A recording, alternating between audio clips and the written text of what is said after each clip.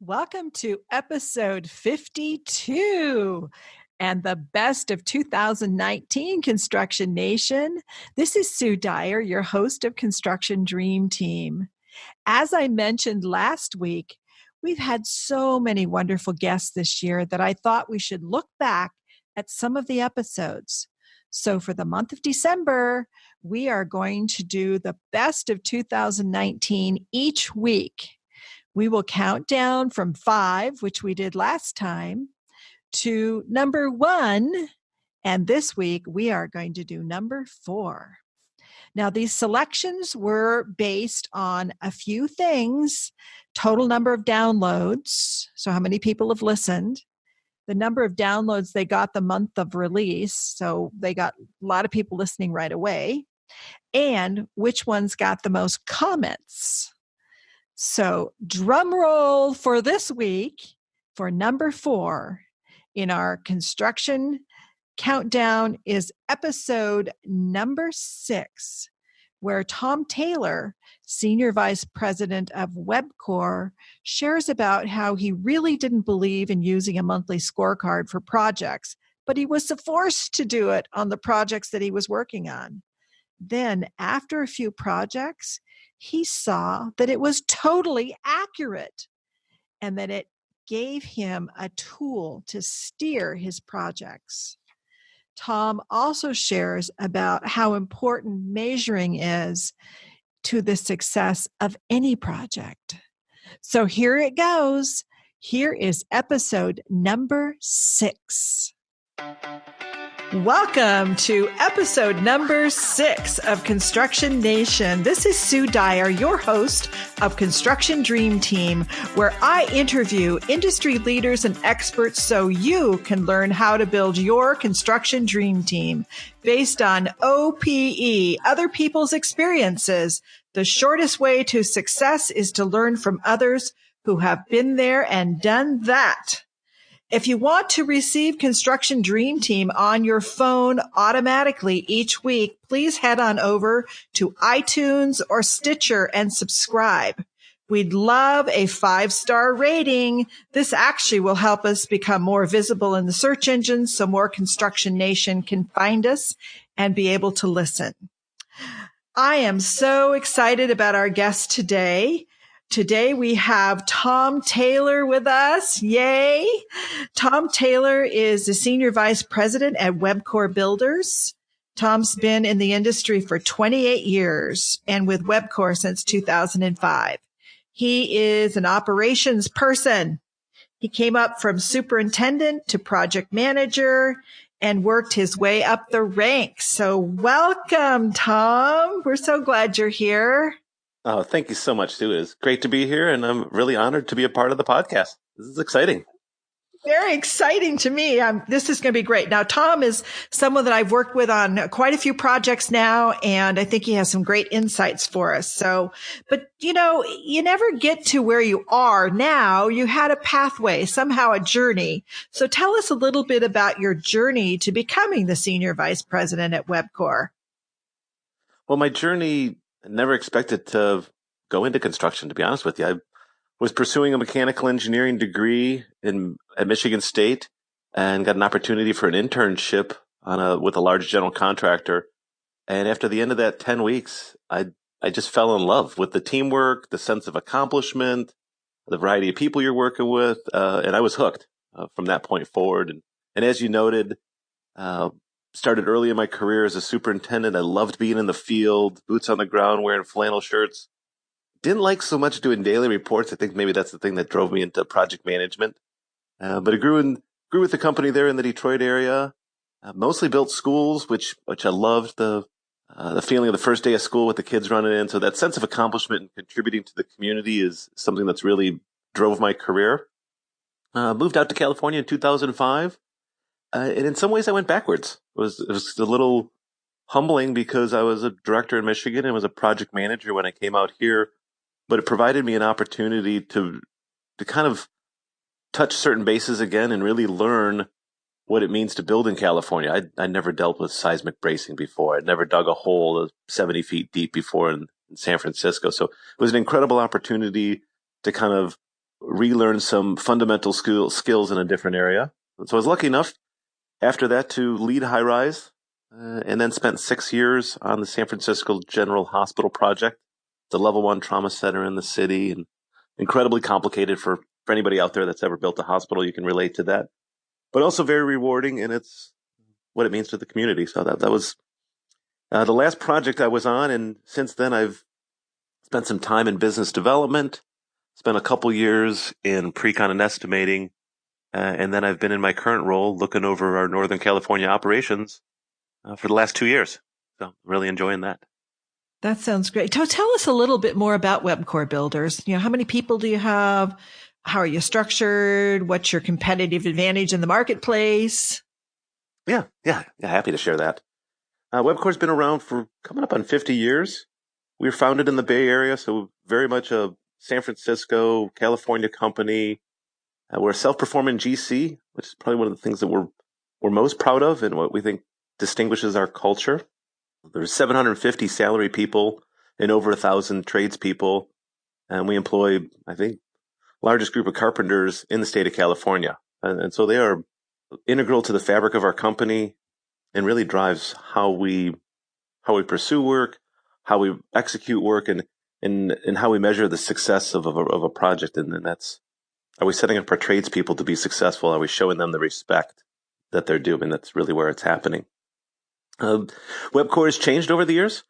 We consider ourselves a super regional company, able to build most anything. And in part, that's due to us becoming part of Obayashi Corporation coming up on almost 12 years ago now. Obayashi is a large international firm out of Japan, and they provide us with tremendous financial backing. That's one of the reasons we were able to do the San Francisco General Hospital project, the Moscone Convention Center, and other kind of unique, significant projects in our community.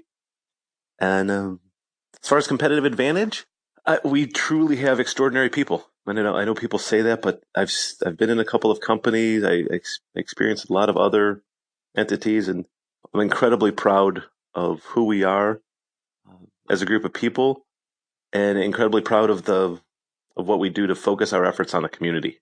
And I keep saying that, but that's what gets us up in the morning, is trying to find the best ways to add value.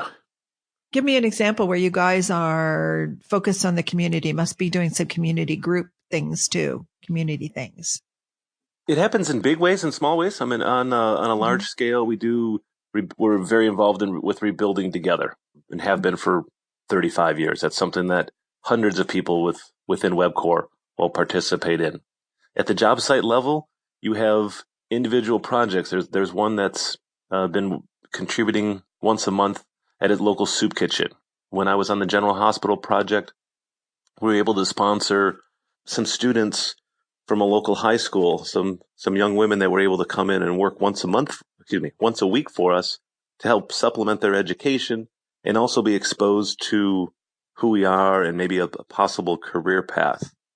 We were really instrumental in trying to get veterans into the construction industry. I mean, you've heard about some of the programs that are like trying to help our vets. It was a great story about a homeless vet that we connected on the San Francisco General Hospital to the ironworker on the site. I mean, incredible story. He's able to provide for his family, got a stable job, and get off the street. So those are some of the first things that come to mind. I remember a project that I worked on too with you guys in San Francisco, where the project manager was really involved in a nonprofit where he helped underserved kids in Oakland play rugby. Mm-hmm. And they couldn't play it. They didn't do well in school. So it sounds like it's a lot of the culture of the organization. Yeah, the Warthogs. Yeah, we contribute to that annually. It's not something I think, stand up and boast about, but it's something that we just enjoy doing. I've been to their events, been a part of supporting that program. It's incredible what that team has done for some really challenged youth in Oakland. Cool. Yeah, so cool. What is the favorite part of your job and why? That's a good question. Best part of my job, Sue, is sitting around a table and being able to collaborate with people on either a challenge or an opportunity. And some say brainstorming, but it's a process of where we challenge each other, we inquire, we're asking good questions, you're providing a different perspective, bringing your experience to the table. And at the end of it, you come up with the solution that nobody would have come up with on their own. And everybody can feel it. Those are really the best moments of my job, are those collaborative moments, collaborative times in a group. That's cool. So tell me also, what do you think is your strength as a leader? Strength as a leader, I believe it's my ability to both support people and draw the best out of them. I mentioned this collaborative environment, so to be able to ask the tough questions, to encourage people, to challenge them a bit, but in a way that they're feeling supported and comfortable, to develop the trust with them, I think is really fundamental. I've used a phrase in it. I picked this up years ago in a course. It's SAM. It's setting direction, aligning resources, motivating, and inspiring. And it's a really simple acronym for me to remember. And that motivation piece is the one I feel is most important and something I do well.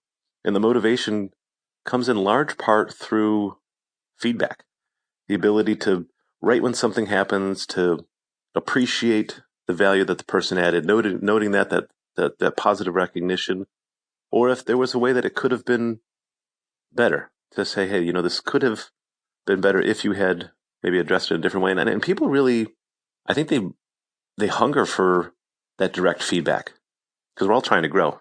And so that's, I think, something that I'm able to offer. Sam, huh? Yeah. So I understand that, well, I know you use a monthly scorecard, construction scorecard on some of your projects. And Yes. I know you weren't a great fan of it at the beginning. So tell me more about that. You got me on that one too. Yes, I was a bit of a doubting Thomas. We have 5 projects at SFO, and SFO, as you know, is very into the structured collaborative partnering, which uses a scoreboard. And when we started off, we were setting goals, and they were, well, we want to be safe, on budget, and on schedule. And I thought, yeah, of course we do. And then the scoreboards were starting to measure, well, how are we doing against these goals? And it took me a couple years of seeing the data before I could start to really appreciate the value. And it's within the last year that I see an incredible correlation. There's no mistaking this, that the scoreboard is able to predict how the project is going to perform. And I would not have believed that 5 years ago if I hadn't seen it myself. And we're talking 5 very different projects with different levels of complexities, with different stakeholders. So there's enough variables out there where the common factor is the scoreboard in the process. I've come to be a believer in that, and I'm one that's preaching it in our own company. So tell the listeners a little bit about how does the construction scorecard work that you're using at SFO? So the scorecard provides an opportunity on a monthly basis for a large portion of the team, as well as the stakeholders, to kind of score how we're doing and provide feedback on critical issues. So I mentioned the goals that you establish early on in the project. So you're always measuring yourself against those. And on a regular basis, you are identifying key challenges or opportunities that you then start to track. So the team and the stakeholders can comment and assess how you're doing against those challenges or opportunities. And the thing that really kind of, I guess, was the aha moment is, as a leader of a project, you think you know what's happening but you see it from only your perspective, and you talk to others and try to get their perspective. But the ability of the scorecard to get everybody's input in a really safe, honest format. I mean, they know there's nothing bad that will happen from their feedback. Nothing but good is incredibly powerful. And I think the fact that everything that's brought up during this process from the team and from the stakeholders is treated with equal weight. And I think that's one of the beauties of it. It's kind of very much a meritocracy, that the best ideas or the biggest issues are treated by the team in an equal manner. Oh, very cool. So is there any specific kind of lesson you've learned by using the scorecard? Like you've used it and it has helped you to, on a specific instance or a specific project, to do something you might not have otherwise done? Definitely. One of our projects at the airport, it's off the property, so it's not airside, but we were challenged. I mean, we were not doing well on either the budget or the schedule, and you started to see that in the scorecard, and people didn't necessarily want to believe the issues that were being brought up, or they had, I'll say, excuses, but they were able to kind of explain away why it was coming up as an issue or how it was going to be resolved. And I think when we finally embraced the feedback we were seeing from the scoreboard, it allowed us to make some changes. We made some changes in our staff. The airport did as well. I mean, I think we collectively stopped looking for excuses and saying, what can we do to make a change here? Because the path we're on is not a good one. And now we look back at that change a number of months ago and see just the positive results that have occurred since then. And I think everybody would agree it was needed, and we're on a really positive track to now achieve the schedule and the budget. So it sounds to me that it really is sort of a tool for the team to have the ability to be accountable to one another. So what effect do you think this accountability has on the team? Interesting. I think the accountability empowers the team. It emboldens them. It gives them a sense that their voice is heard. I used the term earlier, meritocracy, and I really believe in that. That doesn't matter who you are or what position you're in. That if you have the right idea, that can benefit the team. We need to find a way for the team to embrace that. I think the other thing that the accountability, the effect that it's had, is that it embraces the key components of building trust. And from my perspective, there's a number of elements to building trust, but talking straight, creating transparency, delivering on results, and keeping commitments are some of the most fundamental. And the accountability of the scorecard helps with every one of those. And when you've seen this, Sue, when you start to build that trust in a team, everybody puts their energy into support, looking forward to helping each other. How are they going to help the other person be successful, and not looking into questioning or challenging or doubting what another person is going to do or supposed to do. And so it's a really profound and interesting shift in where people put their time and effort. And when you're putting it on going forward and being positive and helping each other instead of doubting, you perform a lot better and it's a lot more fun. Do you have other accountability tools that you guys use? We do. We have other forms of scoreboards. I think it's maybe the engineer in me. I love data. I think I always have, but come to appreciate the need to have scoreboards that are forward looking.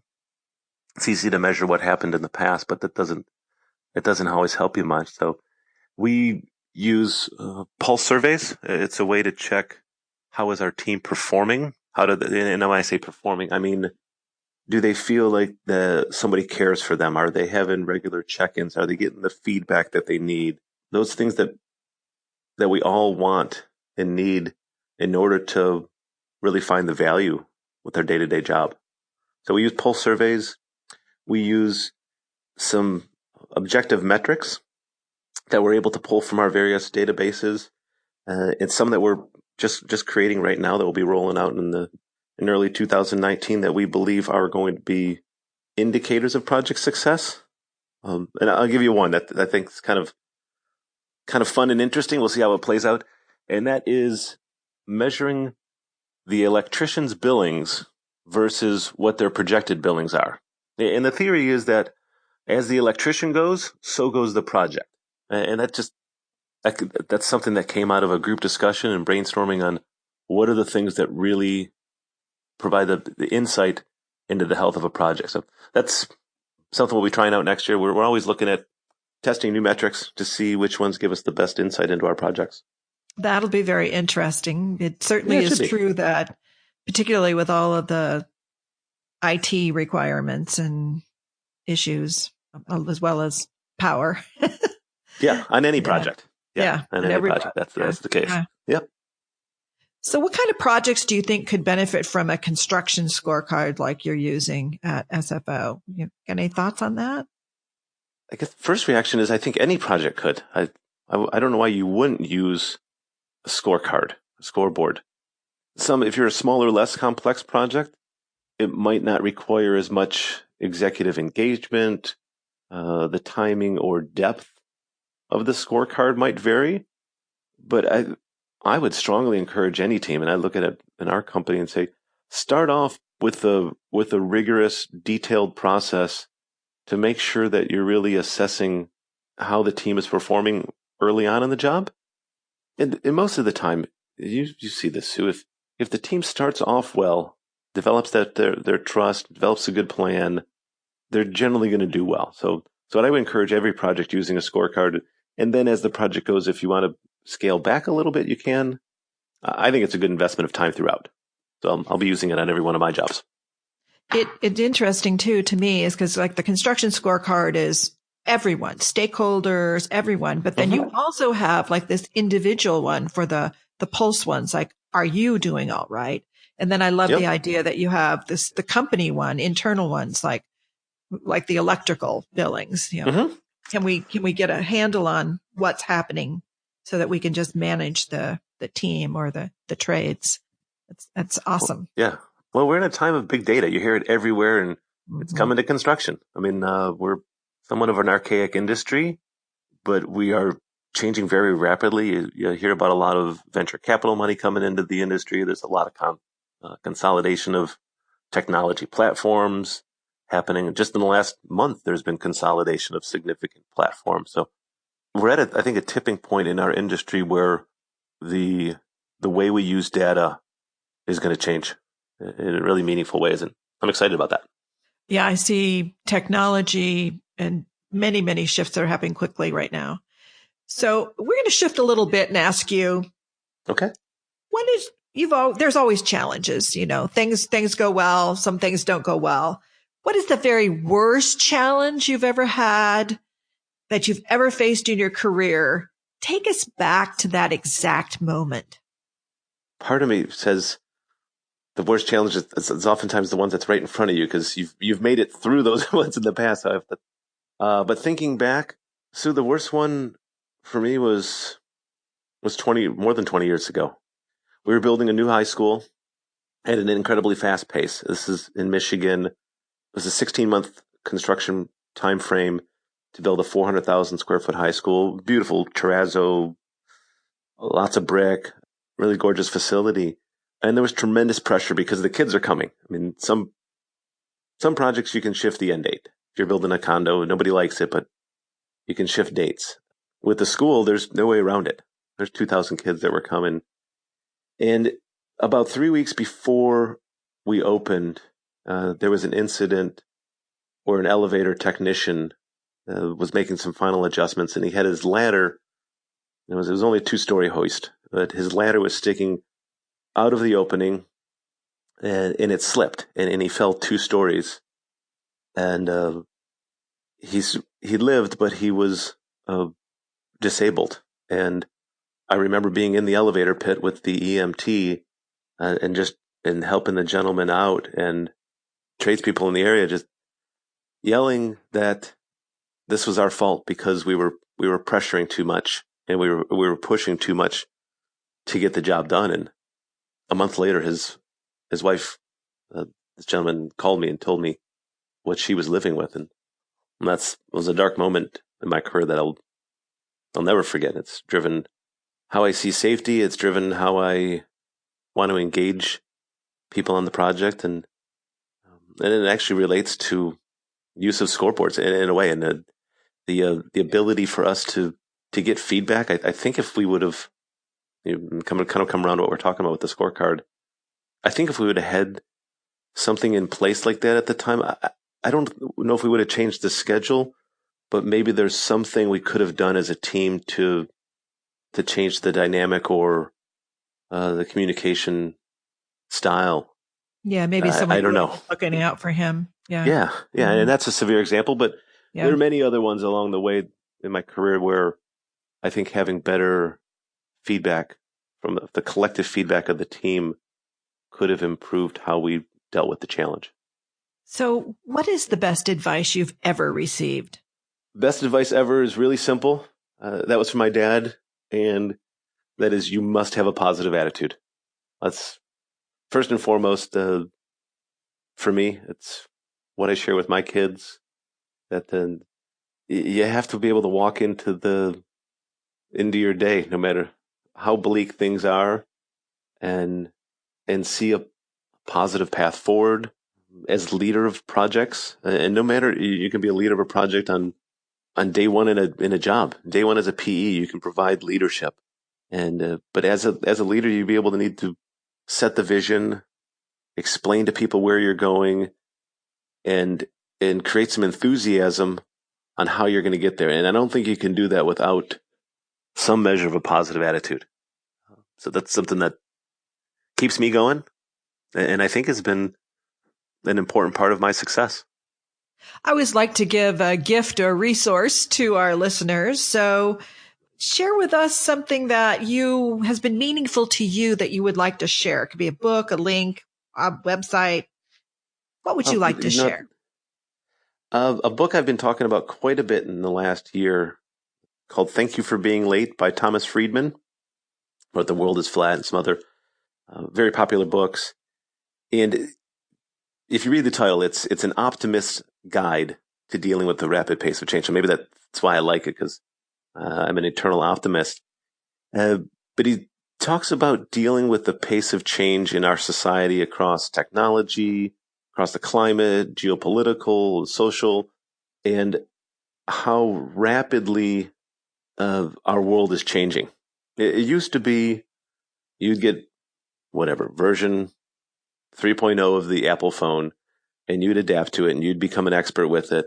And then sometime later, the next version comes out. We're now at a point in time where the pace of change is faster than our ability to completely adapt and understand the previous version. And so it's a really interesting tipping point in our society. And there are a lot of troubling statistics in the book, but underlying it all is some optimism in how to approach the world. And so there's some really good anchors in there for me. And I'll give you one example. In the year 1800, 100% of textile manufacturing was done with manual labor. Over the next 100 years, between 1800 and 1900, 98% of it was automated. And yet, more people were working in textiles than in 1800. And so 98% gets automated, yet the number of people in the workforce there on that market sector has gone up. And it's because instead of just having one suit, you had all kinds of clothes. You had drapes, you had rugs. And so that's an important, really important concept for me, is to see that change as an opportunity. What can you do to embrace that and Yeah, thrive with that? that is awesome. So we will make a link to that from Amazon for anybody who wants to jump on and grab Okay, it. You can also get it in great. Audible, and Yep. that will be great. So, how can people contact you if they wanted to connect with you? The best way is through LinkedIn. You look for Thomas Taylor on LinkedIn at WebCore. That's a great way to connect. I look at that a few times a week at least, if not every day. I see and send messages and make a lot of connections. So I'd appreciate anybody that's listening that would like to have a conversation or connect in any way to please reach out. Okay, your parting advice to the construction nation. What can listeners start doing tomorrow so they can be more of a leader with that's getting feedback or being positive? I would say be outstanding. The next day you walk into the office and someone asks, "How are you doing?" Outstanding. If you come out with that, you will be really shocked at what a positive reaction you're going to get and a contagious effect that you're going to have of those around you. So be outstanding.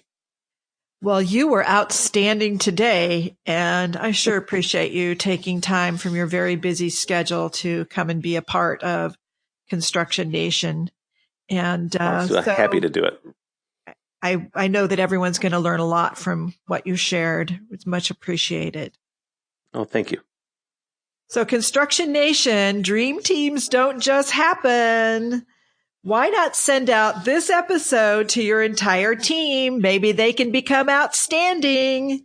The more people you have helping you, the faster you can build your construction dream team. You can't have your dream until you build your team.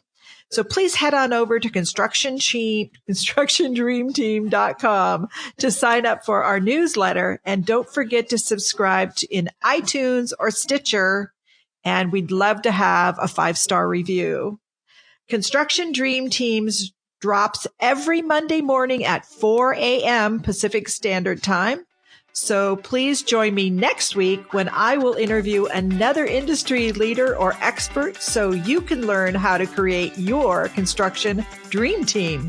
Thank you so much for joining me today. Thank you, Tom. I'll catch you next time.